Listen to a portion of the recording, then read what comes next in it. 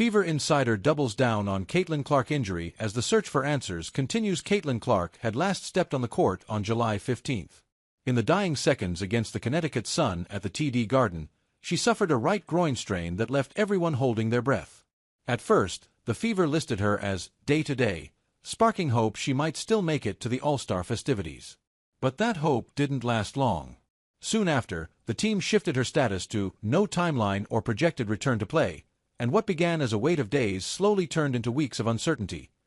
Fast forward to the end of August, and Clark still wasn't close to returning.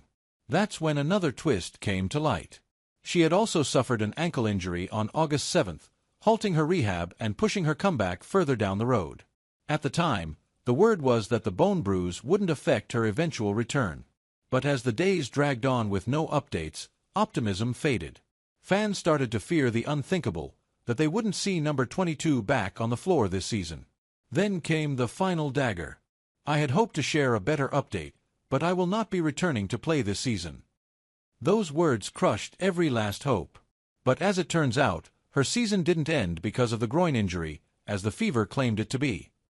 In the latest episode of Courtside Club with Rachel Demita, Fever insider Scott Agnes doubled down on his earlier claims of, yes, the injury, bone bruise, has impacted her availability.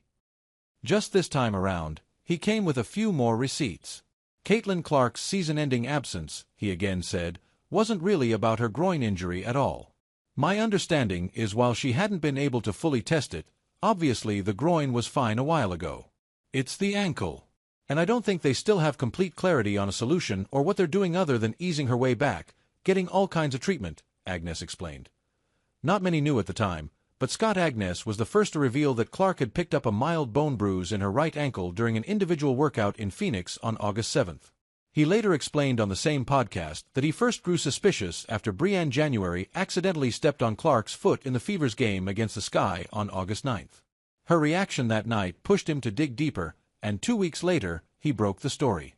Back then, though, the message from sources was clear. It wasn't serious and it wouldn't delay her return.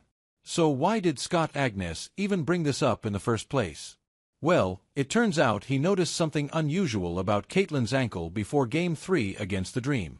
I thought I saw, in Atlanta, and then again in the video, she was still favoring that left ankle. She was not running completely smooth.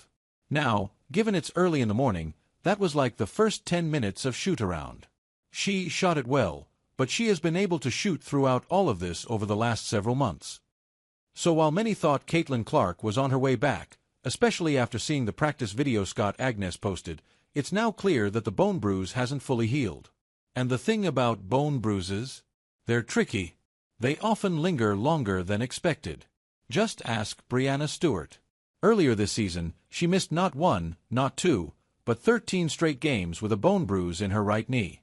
That example alone suggests Caitlin may have suffered a setback of her own while trying to work her way back. Still and all, no one knows anything for certain right now. That said, one of her teammates has already stepped up, vowing to shield Caitlin from the constant physical play that comes with being one of the brightest stars of her generation.